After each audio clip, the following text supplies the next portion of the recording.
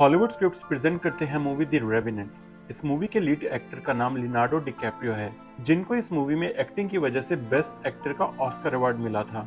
Film की शुरुआत में एक अमेरिकन हंटर को जंगल में दिखाया जाता है, जिसका नाम ग्लास है।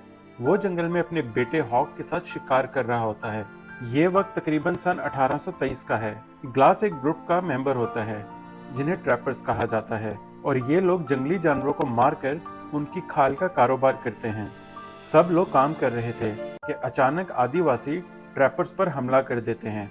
आदिवासी इन लोगों पे इसलिए हमला करते हैं क्योंकि उन्हें लगता है कि आदिवासी के लीडर की बेटी को ट्रैपर्स ने अगवा कर लिया है, लेकिन हकीकत में ऐसा नहीं होता। यहाँ ग्लास के काफी साथी मारे जाते हैं और ये लोग अपनी जान बचाने के लिए वहां से भाग निकलते हैं, और ये लोग बोट में बैठकर वहां से निकल जाते हैं। कुछ दूर जाने के बाद ग्लास कहता है कि अगर हम इसी तरह पानी में रहे तो हम पकड़े जाएंगे, इसलिए हमारे लिए बेहतर ये होगा कि हम जंगल से अपना बाकी का सफर तय करें। जॉन उसको जंगल में जाने से मना करता है, जिसपे ग्लास उसको समझाता है कि जंगल बहुत बड़ा है और हम आसानी से छुपकर अपने घर वापस जा सकते हैं, तो हम सबके लिए बेहतर यही है कि हम जंगल से अपना रास्ता बनाएं। जॉन अपनी बात पे अड़ा रहता है। यहाँ ग्रुप का कैप्टन, जिसका नाम एंड्रयू है, जॉन को कहते हैं कि ग्लास से बेहतर इस जंगल को हम में से कोई नहीं जानता, हमें उसकी बात माननी चाहिए। अब ये लोग बोट को एक किनारे पर लगाते हैं और अपना सामान निकालते हैं। यहाँ कैप्टन सबको बोलता है कि सामान का वजन बहुत ज्यादा है, हमें ये चमड़ा यहीं कहीं पे छुपा देना चाहिए, हम बाद में आकर ये सामान ले जाएंगे। अब ये लोग सारा सामान छुपा देते हैं और बोट को पानी में रवाना कर देते हैं।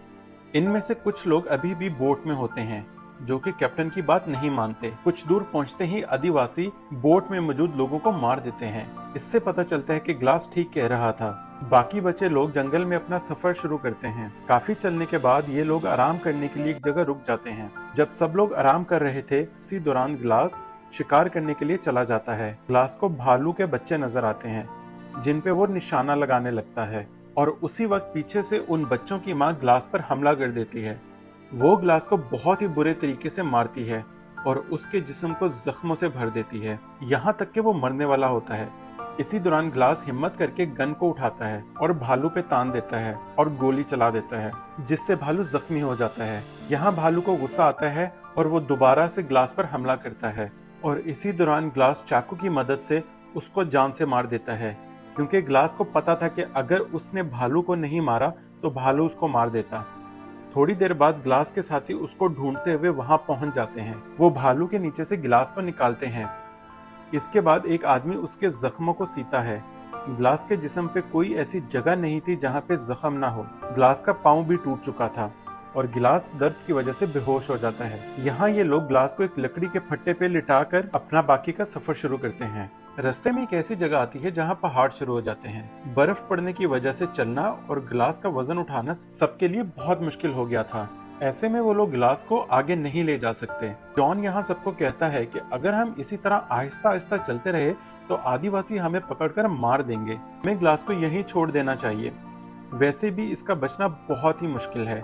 कैप्टन जॉन की बातों में आ जाता है और गन से ग्लास को मारने लगता है, लेकिन ग्लास का बेटा कैप्टन के सामने रोता है और कहता है कि ऐसा ना करें। कैप्टन को भी तरस आ जाता है और वो ग्लास को नहीं मारता। कैप्टन यहाँ सबको कहता है कि जो भी यहाँ ग्लास के साथ रुकेगा, मैं उसको $70 दूंगा। ये सुनकर ग्लास का बेटा और एक लड़का जिसका नाम ब्रिजर होता है, वो कहता है कि पैसे दो या ना दो, हम रुकेंगे। जॉन यहाँ कैप्टन को कहता है कि मैं रुकने के लिए $100 लूंगा। कैप्टन इसकी बात मान लेता है। दरअसल जॉन ग्लास और उसके बेटे से नफरत करता है। इसके बाद ये तीन लोग ग्लास के पास रुकते हैं और बाकी कैप्टन के साथ रवाना हो जाते हैं। अगले दिन जॉन ग्लास को कहता है कि मुझे पता है कि तुम मरना चाहते हो, मैं इसमें तुम्हारी मदद करूंगा, और वो ग्लास को मारने की कोशिश करता है। लेकिन इसी बीच ग्लास का बेटा हॉक आ जाता है।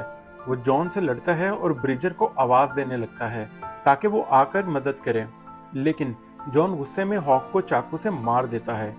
ग्लास चिल्लाने की कोशिश करता है, लेकिन वो बेबस होता है और अपने बेटे की मदद नहीं कर पाता। जॉन हॉक की लाश को छुपा देता है।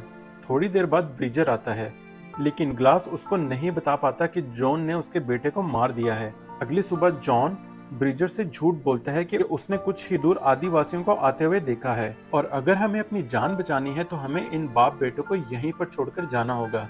ब्रिजर जॉन से पूछता है कि ग्लास का क्या होगा। जॉन कहता है कि इसको एक खड्डे में दफना देते हैं।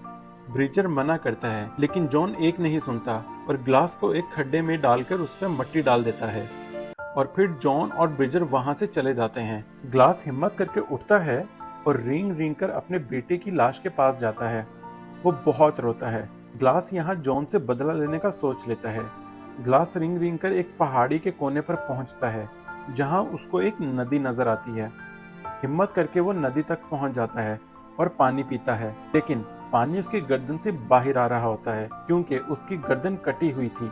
अब इसको लगता है कि अगर इसने अपने गले का जख्म ठीक नहीं किया तो वो कुछ भी खा पी नहीं सकेगा। इसके दिमाग में एक आइडिया आता है और ग्लास के पास बारूद दिखाया जाता है जिसको थोड़ा सा वो अपने गले पर लगाता है। अब आग और बारूद की मदद से वो अपने गले के जख्म को बंद करता है, लेकिन उसको इतना दर्द होता है कि वो बेहोश हो जाता है। लेकिन एक दिन आदिवासी उसी नदी के किनारे पर आ जाते हैं। ग्लास उनसे बचने के लिए नदी में छलांग लगा देता है और वहां से तैरता हुआ दूसरे किनारे पर आ जाता है। वो वहां पे कुछ दिन गुजारता है। अब उसके जख्म खराब होने लगते हैं और जब इसको भूख लगती है तो वो मछली पकड़ता है और ऐसे ही कच्ची खा जाता है। एक रात को वो सो रहा था, तभी उसको आग दिखाई देती है। जब वो उसके पास जाता है तो उसको एक आदमी नजर आता है जो कि जानवर का गोश्त खा रहा था। जैसे ही ग्लास उस आदमी के पास जाता है वो तीर से उसको मारने लगता है। ग्लास अपने जख्मों की वजह से बोल नहीं पाता। वो उसको इशारों में समझाता है कि वो जख्मी है और उसको भूख लगी है। यहाँ वो आदमी उसको गोश्त का टुकड़ा देता है। कुछ देर गुजरने के बाद ग्लास उसको कहता है कि ये हालत जंगली भालू ने की है। मेरे लोग मुझे मरने के लिए छोड़ गए हैं और मेरे बेटे को भी मार दिया गया है। इसके बाद दोनों घोड़े पर सवार होकर सफर तय करते हैं। यहाँ जॉन और ब्रिजर रास्ते में जा रहे होते हैं तो उस लड़के को जॉन की बातों से ये पता चलता है कि वहाँ कोई आदिवासी नहीं आए थे और जॉन ग्लास को जानकर अकेला छोड़ आया है। और ब्रिजर को जॉन पे बहुत गुस्सा आता है और ये दोनों अपनी मंजिल तक पहुंच जाते हैं। लेकिन वहां जाने से पहले जॉन ब्रिजर को बोलता है कि इन्हें कभी भी सच मत बताना, वरना ये लोग हमें मार देंगे। अब ये दोनों कैप्टन से मिलते हैं और बताते हैं कि ग्लास मर गया है और हमने उसको जंगल में ही दफना दिया था और उसका बेटा जंगल में कहीं गुम हो गया था। कैप्टन इसके बाद इनको पैसे देता है, लेकिन ब्रिजर पैसे नहीं लेता और वहां से चला जाता है। यहाँ ग्लास उस आदमी के साथ आगे का सफर तय कर रहा होता है और तभी वहां पे बर्फ का तूफान आ जाता है। ग्लास बेहोश हो जाता है क्योंकि उसके जख्म खराब हो रहे हैं। उसके बाद वो आदमी ग्लास के लिए लकड़ियों को जमा करके एक शेड बनाता है और ग्लास के जख्मों को ठीक करने की कोशिश करता है। अगली सुबह जब ग्लास उठता है तो उसको वो आदमी नहीं मिलता, लेकिन कुछ देर ढूंढने के बाद उसको उस आदमी की दरख्त पर लटके हुए लाश मिलती है। किसी ने उस आदमी को मारकर दरख्त पर लटका दिया था। पास में ही उसको कुछ फ्रेंच शिकारी नजर आते हैं जिनके पास उस आदिवासी किबले के कैप्टन की बेटी भी है, जिसका मतलब है कि इन्होंने उसकी बेटी को अगवा कर लिया था। ग्लास उस लड़के को बचाता है और घोड़ा लेकर वहां से भाग जाता है और रात एक दरख्त के नीचे गुजारता है। अगली सुबह आदिवासी ग्लास को ढूंढ लेते हैं। ग्लास वहां से भागता है, लेकिन इसी दौरान एक पहाड़ी से घोड़े के समेत वो नीचे गिर जाता है।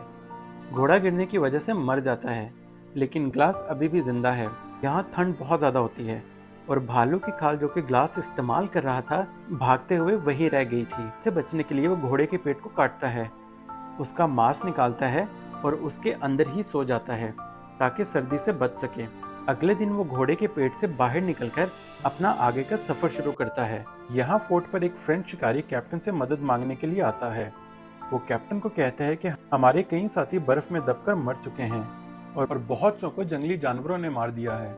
यहाँ इसके पास एक बोतल होती है। ब्रिजर इस बोतल को पहचान लेता है। ये वही बोतल होती है जो ब्रिजर ने ग्लास को दफनाते हुए दी थी। लेकिन जब ग्लास उस दिन उन फ्रेंच शिकारियों से बचकर भाग रहा था तब ये बोतल वहीं रह गई थी जो ये फ्रेंच शिकारी अपने साथ ले आया है। यहाँ ये सब सोचते हैं कि हॉक अभी भी जिंदा है और ये सब उसकी तलाश में निकलते हैं, लेकिन उन्हें हॉक नहीं मिलता बल्कि उसकी जगह ग्लास मिल जाता है। ग्लास को जिंदा देखकर सब लोग हैरान हो जाते हैं। कैप्टन ग्लास से पूछता है कि तुम जिंदा कैसे हो। ग्लास कैप्टन को फिर पूरी बात बताता है। कैप्टन को बहुत गुस्सा आता है और वो जॉन को अरेस्ट करने का हुक्म देता है। जैसे ही कैप्टन फोर्ट में आता है वो देखता है कि जॉन उसके सब पैसे लेकर वहां से भाग चुका है। यहाँ ग्लास कैप्टन को बोलता है कि जॉन को मैं मारूंगा क्योंकि उसने मेरे बेटे को मेरी आंखों के सामने मारा है। इस काम में कैप्टन भी ग्लास का साथ देता है और वो दोनों जॉन को ढूंढने के लिए जंगल में चले जाते हैं। यहाँ ये लोग डिसाइड करते हैं कि जंगल बहुत बड़ा है, इसलिए हमें अलग अलग होकर उसे ढूंढना पड़ेगा। यहाँ कैप्टन को थोड़ी ही दूरी पर जॉन मिल जाता है और जॉन कैप्टन को गोली मार देता है। गोली की आवाज सुनकर ग्लास कैप्टन की तरफ भागता है, लेकिन उस वक्त तक कैप्टन मर चुका था और जॉन वहां से भाग गया था। अब ग्लास कैप्टन की लाश को लेकर चल पड़ता है। दूर से जॉन इसको देख लेता है और गोली मार देता है। जब जॉन पास आकर देखता है तो वो ग्लास नहीं बल्कि कैप्टन था जिसको दोबारा गोली लगी थी। ग्लास को पहले ही पता था कि जॉन इस पर वार करेगा, इसलिए जब ये कैप्टन की लाश को घोड़े पर चढ़ा रहा था तो उसने कैप्टन की पीठ पर एक लकड़ी लगा दी थी, जिसकी मदद से कैप्टन घोड़े पर बैठ सके। और ग्लास खुद कैप्टन बनकर पीछे वाले घोड़े पर मरने की एक्टिंग करता है। अब जैसे ही जॉन पीछे देखता है, ग्लास उस पर गोली चला देता है। जॉन अपनी जान बचाकर वहां से भाग जाता है, लेकिन ग्लास उसका पीछा करता है। ये लोग एक नदी के पास पहुंच जाते हैं, जहां इनके दरमियान लड़ाई होती है। जॉन कहता है कि मुझे मारने से तुम्हारा बेटा वापस नहीं आएगा। यहाँ ग्लास एक चाकू से जॉन पर हमला करता है और कहते हैं कि बदला लेना हमारे हाथ में नहीं है, वो खुदा के हाथ में है। यहाँ ग्लास जॉन को नदी में बहा देता है और नदी के दूसरे किनारे पर आदिवासी होते हैं। यहाँ आदिवासी जॉन को पानी से निकालते हैं और उसको मार देते हैं। अब वो आदिवासी ग्लास के पास आते हैं। ग्लास को लगता है कि वो इसको मार देंगे, लेकिन वो वहां से चले जाते हैं क्योंकि उनके साथ उनकी बेटी भी होती है जिसको ग्लास ने बचाया था, और वो आदिवासी ग्लास को नुकसान पहुंचाए बगैर वहां से निकल जाते हैं। इस कहानी से हमें ये सबक मिलता है कि इंसान को कभी भी हिम्मत नहीं हारनी चाहिए, चाहे हालात कितने ही बुरे क्यों ना हो। अगर इंसान इरादा कर ले और खुदा पर भरोसा रखे तो वो किसी भी मुश्किल से निकल सकता है।